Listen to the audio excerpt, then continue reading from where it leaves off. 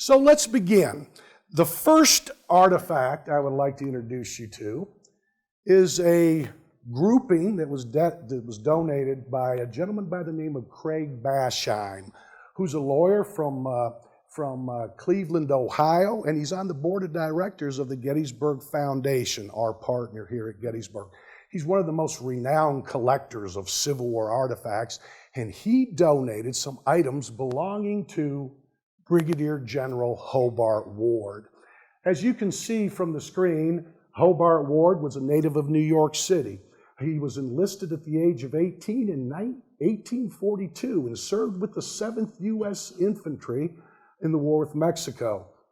He was also, prior to the Civil War, he was the New York State Commissioner General, and in 1861, he was appointed the commander, the colonel of the newly raised 38 New York Infantry. He had a very gallant and a very, I guess you call, effective career throughout the American Civil War. He was promoted by October of 1862 to command a brigade of General Birney's in the 3rd Corps. Now, here at Gettysburg, of course, the 3rd Corps was under its illustrious commander, Major General Daniel E. Sickles. Daniel E. Sickles actually spoke highly of the actions of Hobart Ward. He was a great commander. He was beloved by people in his brigade. He was more than deserving of being promoted to Brigadier General of Volunteers in most people's opinion. He fought gallantly here at Gettysburg, controlling and holding down the far left of Sickles' new battle line on July 2nd, 1863, and his brigade suffered tremendous casualties, holding down and holding back the attacks of Evander Law of General Longstreet's corps. He was cited for gallantry here at Gettysburg. Now, those were the days that officers usually weren't presented the newly minted Medal of Honor, Congressional Medal of Honor. They usually were cited or get a citation from Congress for bravery. It's the case of Hobart Ward holding down that left here at Gettysburg. He continued on with his career, fought gallantly at the Battle of the Wilderness in 1864. And then, as many historians believe, due to the political intrigues in the Army of the Potomac, Hobart Ward was brought up on charges for misbehavior and intoxication in the presence of the enemy at the Battle of the Wilderness, and was cashiered out of the Army. Now, the controversy, and that's one of the controversies we have, is should he have been? Up until the Battle of the Wilderness, Ward had been almost universally utilized by his superiors for bravery and ability. It was a shock to many of his associates when he was relieved of command for misbehavior and intoxication at the Battle of the Wilderness. He was, however, honorably mustered out of service on July 18th, 1864. So the charges didn't stick. He never was going to court-martial or anything. They just relieved him of his command, relieved him of his generalship, and then mustered him out of service in July of 64. Many people at the time had requested that Ward be restored to his rank and brought to trial so his guilt could be ascertained. However, as late as October 2nd, 1864, the Secretary of War, Edwin Stanton, refused to revoke the dismissal order. Probably a lot of politics going on. And poor Hobart Ward left the Army and went back into civil service. Supreme Courts, the clerks of the Supreme Court in the state of New York, when he finally died in 1903, fairly old man, in Monroe, New York, as you can see, quite tragically, was hit by a train. Here's a brave man, by all accounts. One little political snafu, I guess you could call it, relieved him of his command, but for all purposes served the federal army, served the state of New York right up until the day he died. We have in our collection Hobart Ward's, one of his many dress coats that he might have worn here at Gettysburg. We don't know. Generals, officers of ranks from lieutenant on up usually were to provide their own uniforms and all their own equipment. There were some, of course, exceptions to that. General Grant in his notorious private sack coat, but most of them preferred to provide their own uniforms and own equipment. This particular coat, velveteen, typically along the cuffs and the collar. Beautiful. I think they call that a broadcloth, a wool broadcloth uniform. It's got the gold sash. Mr. Basheim, who collected this for years, donated to Gettysburg, even has his dress gloves. It has his sword belt, its gilded sword belt, and of course the buttons of the ranks of a brigadier general. These are very, very exciting items to get because, of course, uniforms, cloth items, usually don't survive 150 plus years unless they're properly stored. And a lot of these items, let's face it, are not properly stored in families' attics and so forth. Got a question? Yes, sir. We'll be talking about that in a minute. Also, a pair of his boots. Now, of course, General Ward, typically like many officers of general rank, had several of these items. They could afford it on the general's salary. And his boots are very ornate. You've got some stitching of stars and so forth, flowers. He's got some standard, looks like cavalry officers' spurs on there. And of course, the shin guards up high, and of course your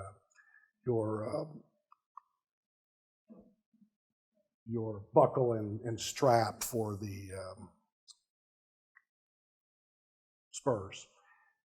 You can see some close-ups here. The pistol holster is for a very standard. There's his boots again. See a little bit more detail. After the program, you're more than welcome to come up and take a look at them. Tangibles of kind of speak to the character of a general officer. It's going to be a little higher grade than what was issued to the infantry. Now we come to the answer that you had about his pistol. The holster contains, it's for a small pistol, and General Ward, like many of your general ranking officers in the general ranks, would prefer to carry a light, small caliber pistol. They don't need a big hog leg, just something that they could show position of power and still be armed. The question in mind for General Ward was which pistol to choose. He elected, like many officers, a rather inexpensive pistol.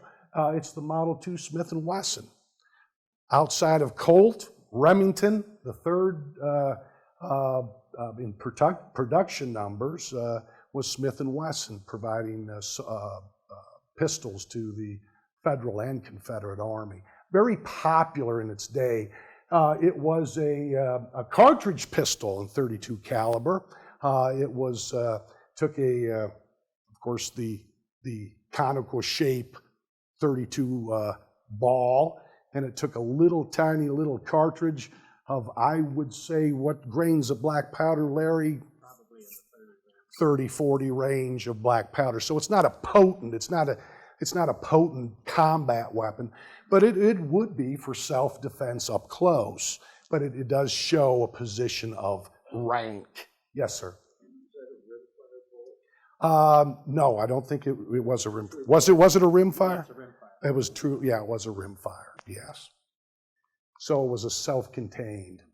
Any questions quickly about, before we go on to the next set of artifacts, anything about General Ward? I know that's quickly. We're not here to do a dissertation of General Hobart Ward. It's just to give you a tangibles, maybe the history of Gettysburg through these tangibles.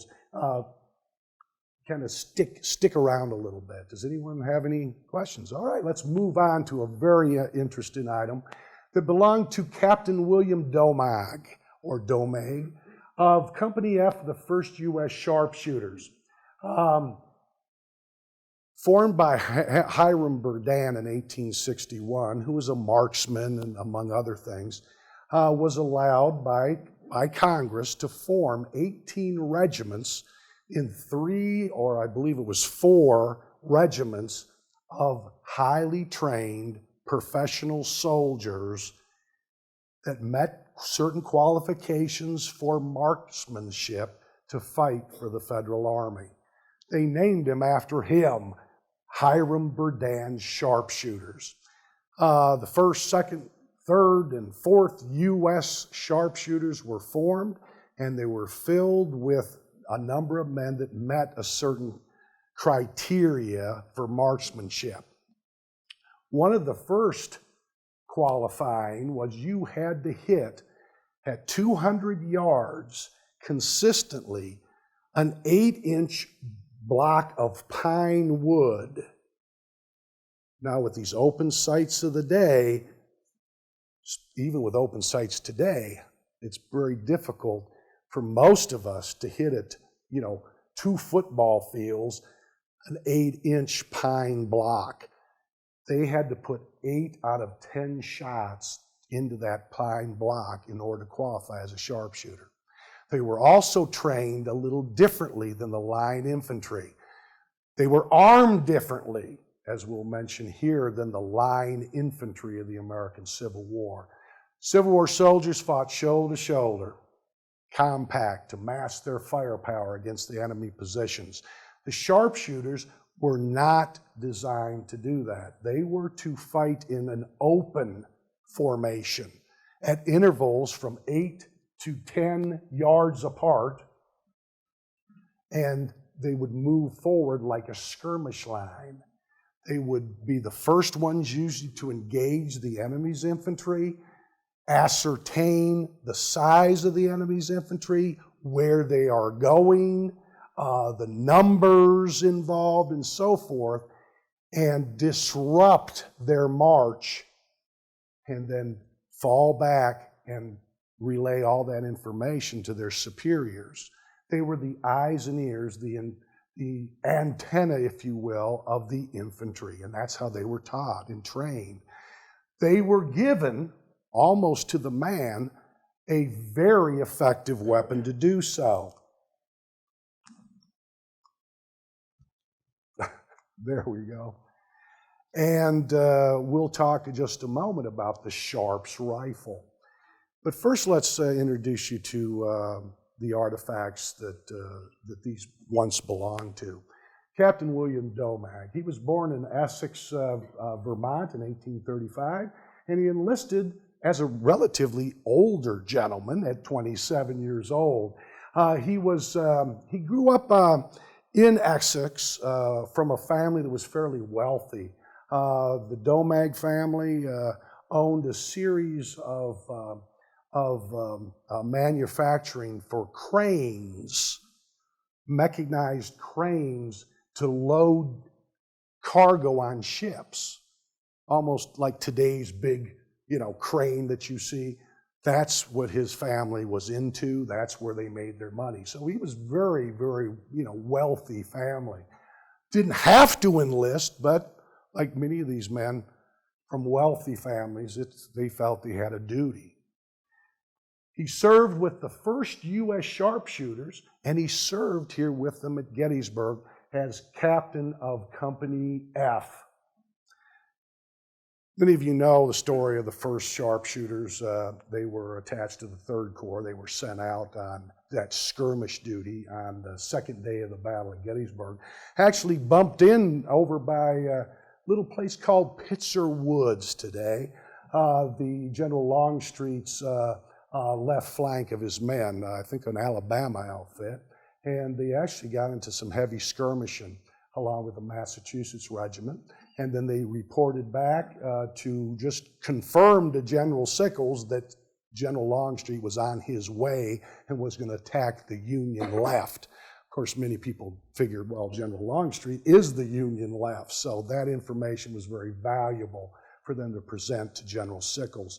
As they continue to fall back, along with the 2nd U.S. Sharpshooters, they actually fought in and around Little Round Top, actually eventually falling in with the 20th Maine and helped repel General William Oates's attack against the 15th Alabama on the hill. So they had a very, very illustrious career here at Gettysburg. And leading Company F was William Doag.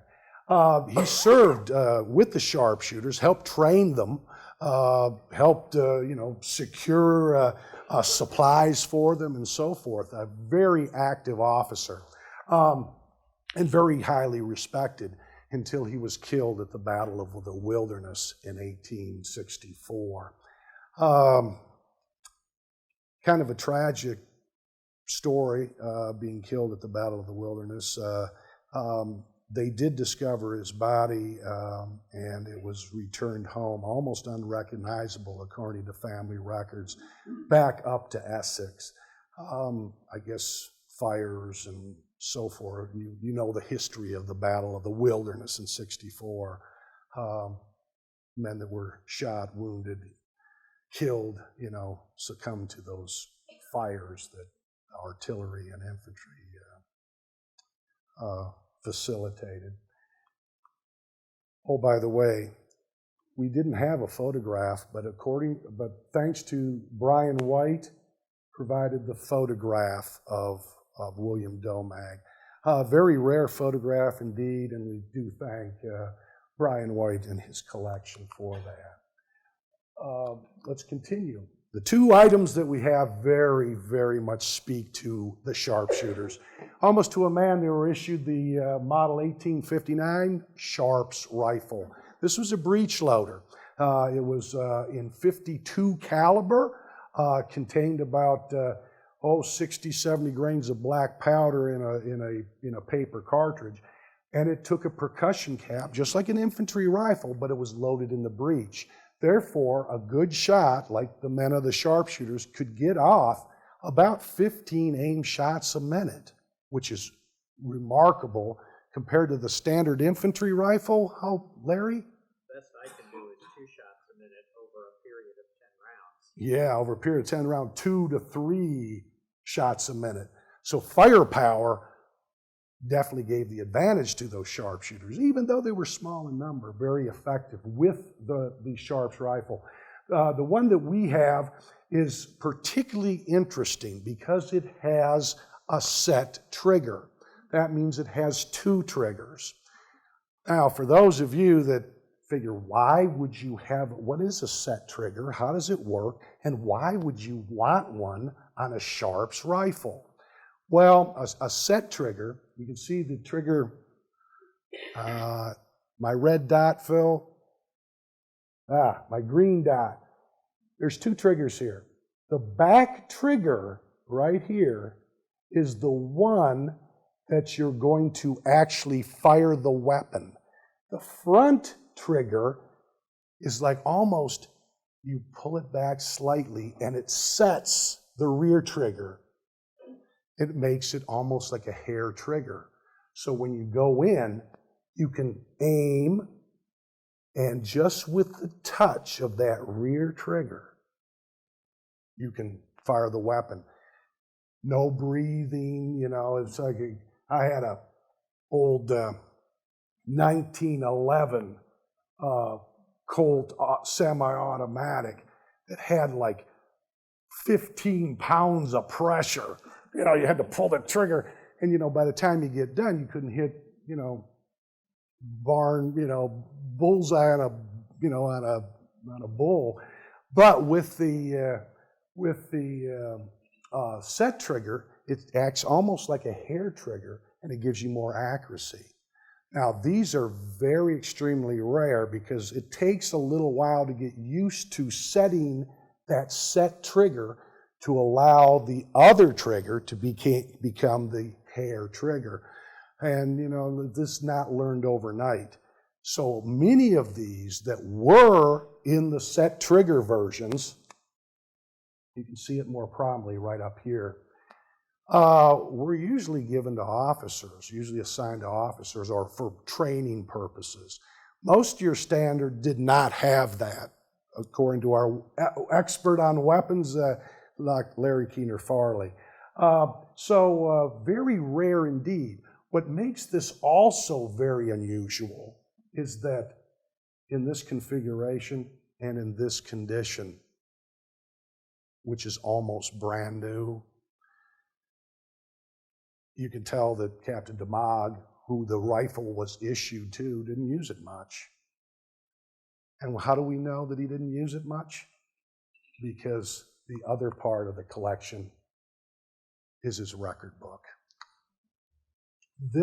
What makes this weapon, I should say collection, extremely, extremely historically valuable. Financially too, by the way. This is the record book that throughout those 2 years of war, Captain Doag kept meticulously records of all the details of equipment that was issued to the men of Company F. Inside, and I'll show you after the program if you like, inside at our marked spot talks about this very rifle with the two triggers, one set trigger, serial numbered to him, and it was issued to him, according to his own handwriting in his record book, just before the Battle of the Wilderness. So he probably might not even have carried it. But somehow it survived along with the record book. And in December of 8, I'm living in the past, man. In the December of 2015, these two items belonging to Captain Doag came up to auction. One very, very affluent collector of Civil War artifacts said about Captain Doag's rifle and record book that someone for $30,000 at auction will be getting a nice Christmas package under their Christmas tree. The Park Service, along with our partner, the Gettysburg Foundation, thanks to them, we outbid everyone, paid up for a Gettysburg item, and paid up for something that you will never see.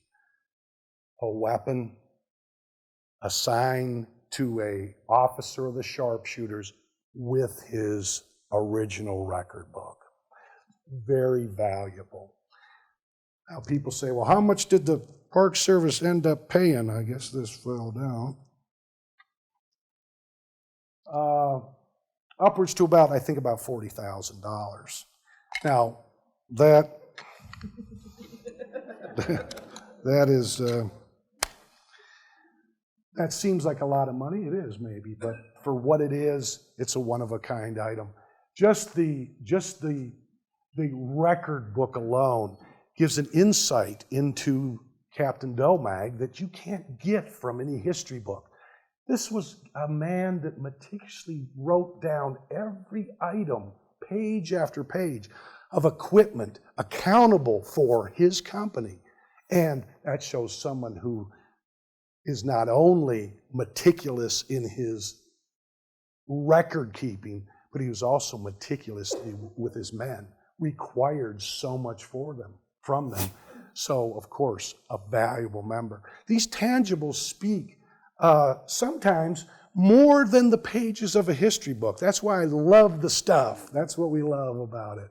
Anyone have any questions about the Doag and his lineage or anything? Yes, sir. What kind of rifle would they have used here at Gettysburg? They would have used the Sharps rifle. Same weapon. Single trigger, yeah. It seems like in rough terrain that wouldn't be such a good idea. Well, actually, in rough terrain, it's better than a muzzle loader, where you have to ram the ramrod. It's easier to just drop the breech, put the cartridge in, put the cap on, and you're ready to go.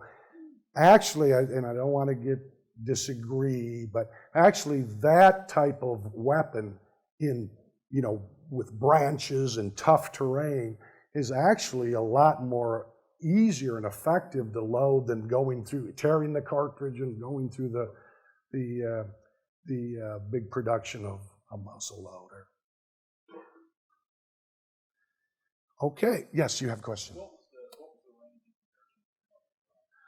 Actually, the Sharps was down a little bit to regular infantry, but compared about the same.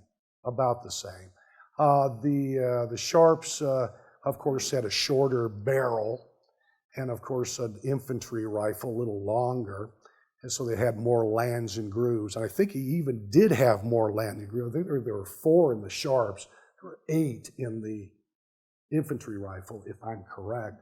So yes, the infantry rifle had a slight advantage maybe of range, but this made up for it in rapidity of fire. Yeah. Served the sharpshooters very well. Yes? This one also has a long-range caliber sight.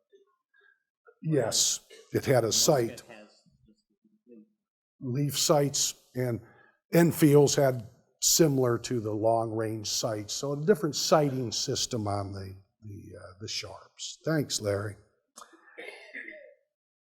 Another tangibles that we have belong to a gentleman that some of you are familiar with, fought here at Gettysburg with the 73rd Ohio Volunteers. He was in the same regiment as colonel of the regiment as a private by the name of George Nixon. Now, you've come out here and talked a lot about and know familiar, buried in the National Soldier Cemetery in the Ohio plot is George Nixon, the great-grandfather of our 37th president, Richard Milhouse Nixon. 73rd was a fighting regiment in the Army of the Potomac.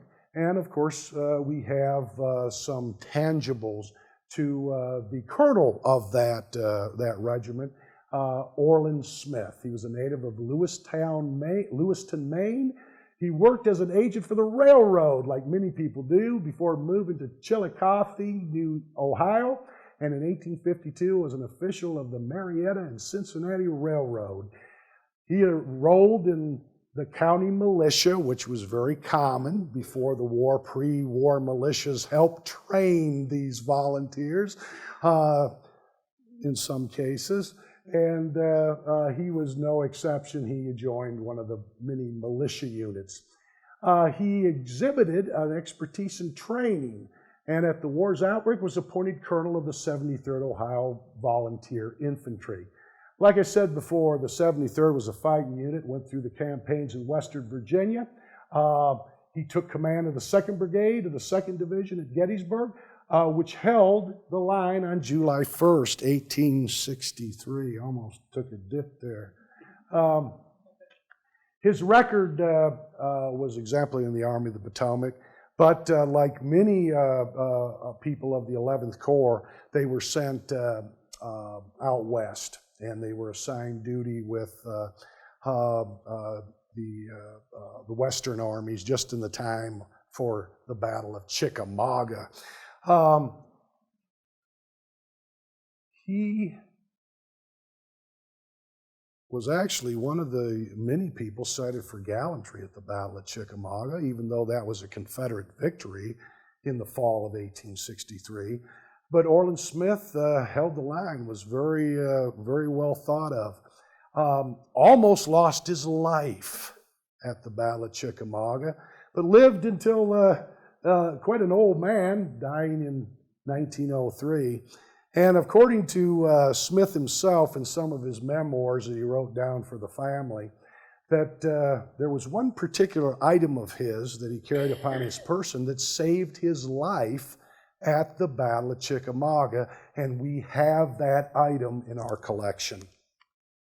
The portrait right here, of course, coming from the family, part of the Craig Basheim collection, but also his officer's sword. It's a relatively inexpensive German-made sword that was imported for basically battle use for officers of rank.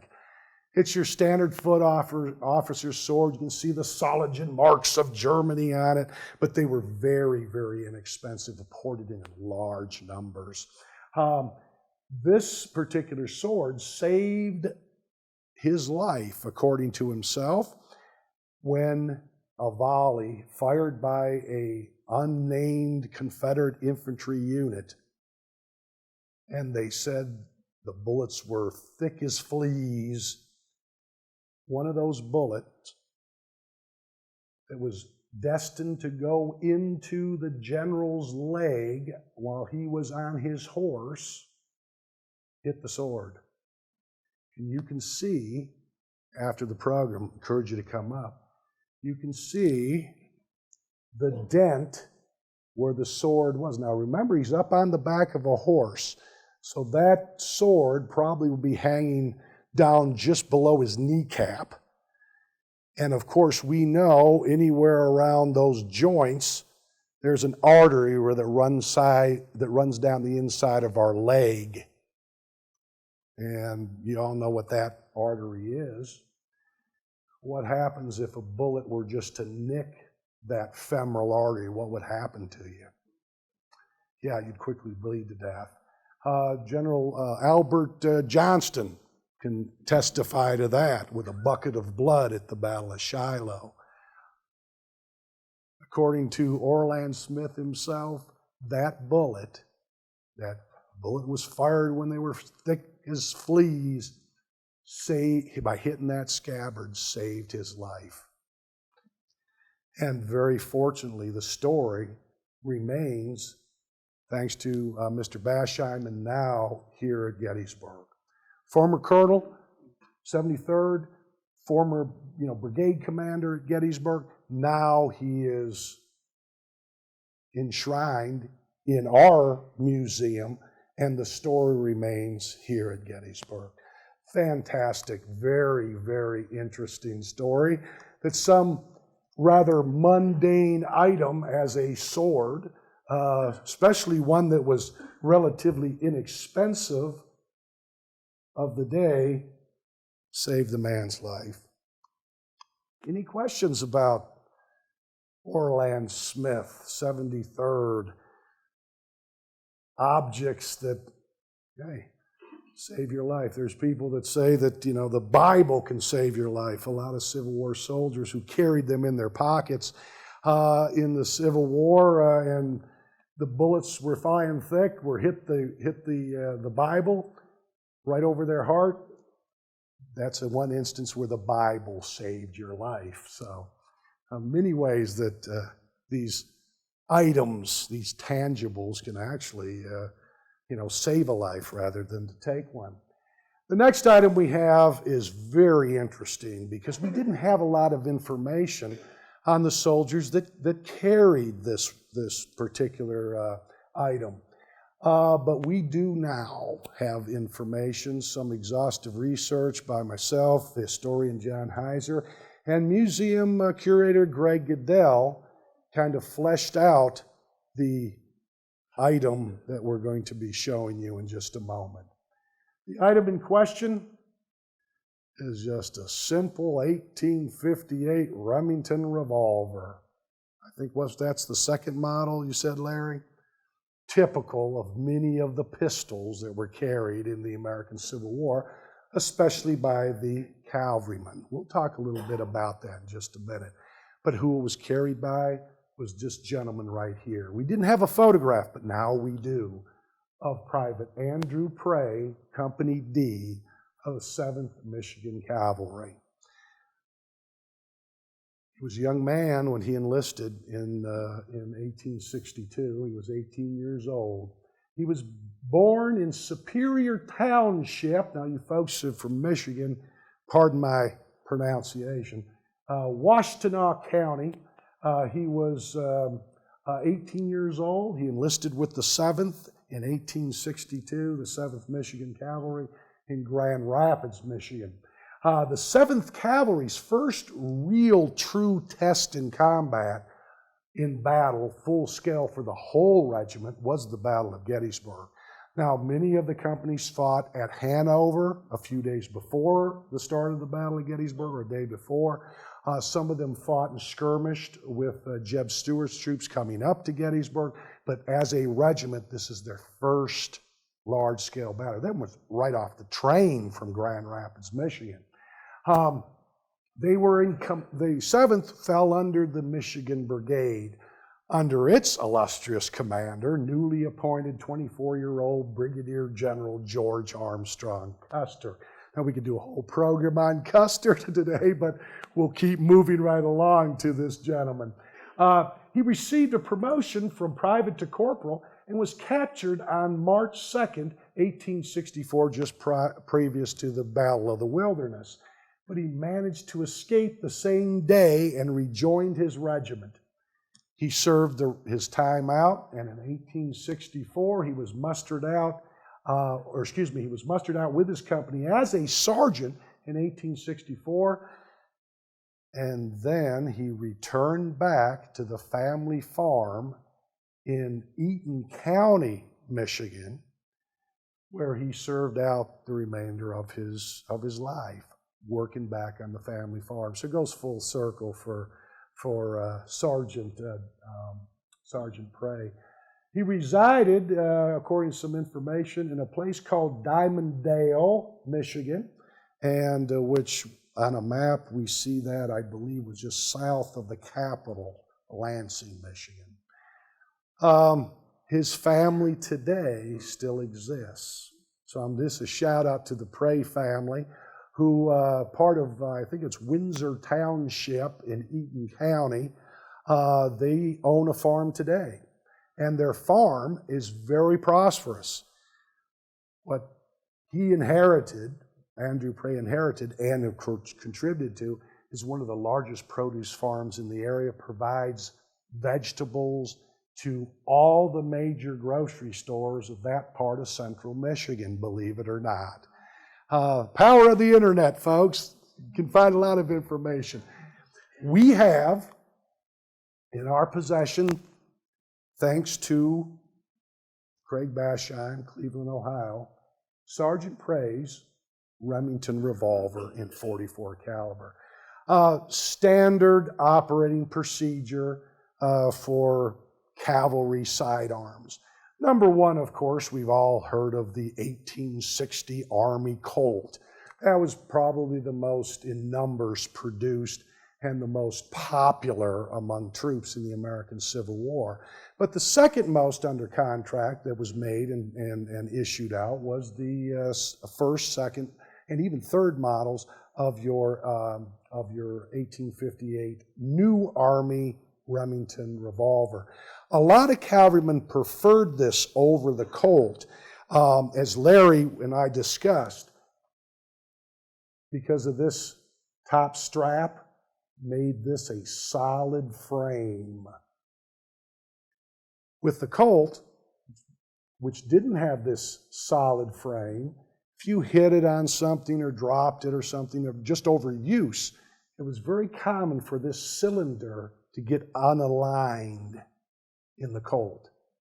And if you can't align up the hole, so to speak, with the explosion from the cap, it can be out and out dangerous. So this was a sturdier weapon because of that top strap. There's been some on our website. There's been some people writing about the differences on some of our blogs, so you can go on our website and find out a little bit more about the differences. But this is what makes this weapon very popular, because it was sturdy. It was very sturdy compared to the Colt. Early on, this cost 50 cents more than the Colt rifle. I'm going to put this in my pocket. I guess it doesn't matter, does it, Phil? Nope. I like that, concise and to the point. Unlike me, who tends to wander. 50 cents more than the Colt. Now, 50 cents back in 1861, 1862, you wouldn't think was much difference. Equivalent to about $11 or $12 today. So people went with the Colt because the Remington cost so much. Well, then by 1864, the price of the Remington, people at Remington said, hey, let's undercut the Colt. And so they undercut the Colt. And what did Colt do? He lowered his price. So it was a competition. And of course, you know Samuel Colt, he always wins when it comes to competition. But very serviceable. According to serial number, belongs to Andrew Pray. Carried this probably throughout the American Civil War and served him well like the Remington was designed to do. Anyone have any question about Andrew Pray? He's just a fascinating man because we didn't have much except just his pistol. And thanks to the gentleman I mentioned and we're doing some research on him, we now have a little bit more to flesh out the story.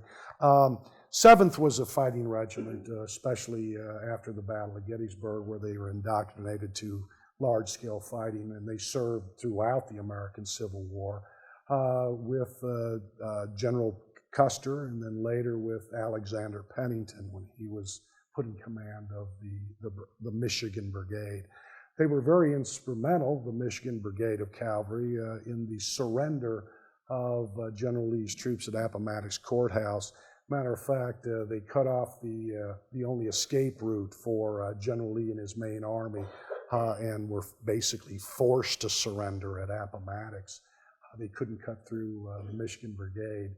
And for that service, because the Michigan Brigade was under Custer's division of cavalry, Phil Sheridan actually purchased the table that the surrender documents were signed at as a gift to Custer's new bride, Elizabeth Custer, to present to her husband's wife, saying that no man in the service of the Federal Army brought more about this surrender than anyone but your gallant husband.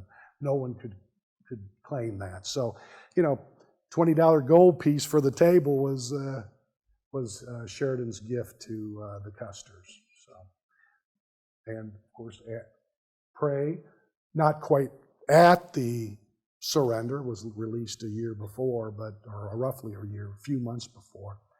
Never got to see that, but lived to survive until an old man, I assume. Next item that we're going to talk about briefly is something that's not as exciting as a sword with a provenance to a general that saved his life. It's certainly not a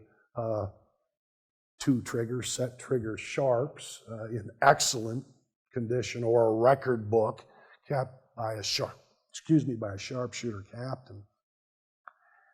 Certainly not a uniform, not boots, not belts, not anything fancy, not a pistol. It's something rather benign that most common soldiers carried every day, and that was a sewing kit. And the sewing kit we have in our collection, like all these tangibles that we're talking about today, tells a deeper story. It belonged to John Durr, D-E-R-R, who was a 28-year-old farmer, as most of the men that enlisted in the American Civil War, North and South, list their occupation as farmer or farm laborer. You remember back in those days, we're a rural society. Big cities were not as big as they were. Most of your Civil War enlistees, North and South, listed farming or farm laborer as their occupation. So he's very typical. 28 years old, little older than average when you enlist in the Civil War, but not by much. Somewhere between the ages of 22 and 25 were the average age of enlistment. for the Civil War soldiers. He was mustered into service with Company D of the 2nd Massachusetts. 2nd Massachusetts was appointed into a brigade, which was appointed into a division, into one of the many corps of the Federal Army of the Potomac. So it went into the National Corps, or the National Army, the Army of the Potomac, which was supposed to have representatives from all the northern states. It was the National Army. He saw action in Northern Virginia with the 2nd Mass. He also saw action at Antietam and Chancellorsville. So John Durr was not any, foreign to combat. He was in the thick of things, as the 2nd Mass was at those battles. He also saw service here at Gettysburg. 2nd Massachusetts, on July 3rd, 1863, was holding down a position along the Baltimore Pike, down, near where the putt-putt golf resides today. I hope a better landmark, but Powers Hill area. They were actually supporting artillery on July 3rd.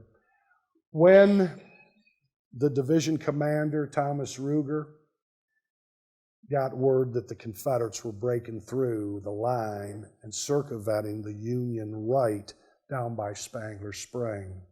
So he sent a brigade of men, which the 2nd Massachusetts was part of, under the commander of a colonel by the name of Colgrove, to drive back those Confederate attacks. 2nd Massachusetts, which was the lead regiment of that brigade, which included the 13th New Jersey, the 27th Indiana. Help me out with the other regiment. I tend to forget, and I apologize. They were sent forward as the lead regiment, those men of the 2nd, and John Durr in its ranks. The lieutenant colonel who was in charge of the 2nd Mass, when getting the words from Colonel Colgrove that he was to charge those advancing Confederates, he turned to his men and he said, "This order is nothing but murder." He's going to be murdering his whole regiment. They were outnumbered. Where they were going in was terrible terrain, swampy terrain. And he said, "It's going to be murder, men. That means not many of you are going to survive, but it is our orders, and we will carry out that." Well, it's murder, but it's the order, and he led the charge. Colonel Mudge was killed almost instantly, along with 23 or 24 men of that one single 5-10 minute action as the lead regiment goes in. Kind of typical of Civil War combat. Civil War soldier, and one soldier said, was days and hours of just sheer, horrible boredom, accentuated by moments in combat of sheer terror, fleeting moments of sheer terror. Private Durr was one of those men, along with his colonel, that did not survive Gettysburg. He was killed outright with the men, and his remains were buried on William McAllister's farm, not too far from that putt-putt golf course. And later, when the National Soldiers Cemetery came into being in the late summer, early fall of 1863, his remains were moved into the Massachusetts plot where they exist today. John Durr was one of the many almost nameless, faceless men that fought the American Civil War. Would remain forgotten today if it weren't for someone picking up finding, whether it was the men on barrow detail, identification, or one of his friends, saving his housewife with his name imprinted in it. You see over here with this little green light right here. Doesn't if that name was not attached to this particular gentleman who died out there at Spangler Spring, it'd be just another item belonging to some nameless, faceless, no tangible, much tangible, could even have been issued to anyone during the Civil War. But presence of mind, keeping other soldiers from probably taking it, he puts his name in it.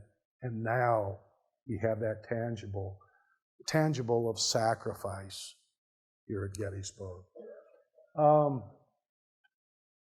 Because it is rather mundane item, it doesn't have the power of a sword or the intrigue of a set trigger Sharps rifle, or a record book for that matter. It is rather benign. It rather is very common. Most soldiers carried them. That's why I think, because it speaks to the sacrifice of the men of the 2nd Massachusetts on that charge, and John Dorr, and men of the opposing line of the old Stonewall Brigade that were fighting.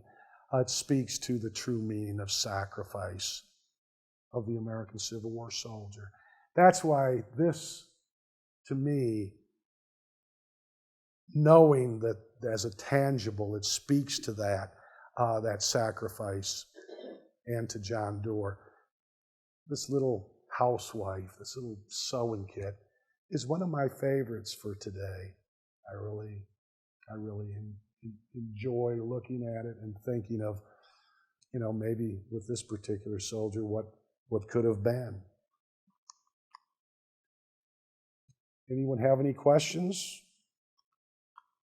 Now, on a little brighter note, our hour together is nearly over. And I would like to take this opportunity to say something about this program in particular. Here at Gettysburg, we don't operate in a vacuum, especially the rangers of the National Park Service. We operate in no vacuum. No one man is an island that does everything. We work as a team, and we have from our chief of our division, Chris Gwynn, right on down through our visitor use assistants and our seasonal employees, working constantly together. Programs like this, I always say, I'm just the front person. I'm just the person out here talking with y'all. But behind the scenes, there's a lot of people that make things like this, especially when it comes to the tangibles, the new acquisitions to the museum possible. I'd like to recognize, first of all, Craig Basheim, the lawyer from Cleveland, Ohio, advanced collector of everything regarding Gettysburg and the American Civil War, and on the board of directors for the Gettysburg Foundation, our partner, for giving us, donating to our museum, to the American public, such wonderful things. So thank you very much, Mr. Craig Basheim. Another special thanks to the Gettysburg Foundation. These things don't come cheap, and the budgets of the National Park Service, federally supported by taxpayers. We couldn't afford a lot of this without our partners. So thanks to you folks up there at the Gettysburg Foundation providing some of the funds, a lot of the funds that went to purchase these new acquisitions. Also, Greg Goodell, curator of Gettysburg here at the museum. His diligence in keeping on to get, keeping track of items that we need and want for the museum so we can put them in our collection, hopefully to be displayed, maybe in an exhibit sometime in the future, or at least out here once a year with our If Things Could Talk program. But thanks to Greg Goodell, for Chief of Museum Services, for all he does. I'd like to thank one of our people that departed, and that was Andrew Newman, who now took a job with the Department of Defense over at Letterkenny Base over in Chambersburg, I believe it is. But I tell you what, he will sorely be missed here at Gettysburg. He worked with Greg constantly. Also, very quickly, like to thank our superintendent, Ed Clark. Ed Clark is a stuffed kind of guy. He loves artifacts. And for many years, we had superintendents that needed to focus on other things, had other things stewing in the pot, so to speak. Believe me, Ed Clark has a lot going on, but he always takes the time to make sure that funds are available and things are brought to Gettysburg that should be at Gettysburg, like the Doag's rifle and record book. So thanks to Ed Clark for supporting our museum collection. I'll tell you what, thanks very much for doing that. And a special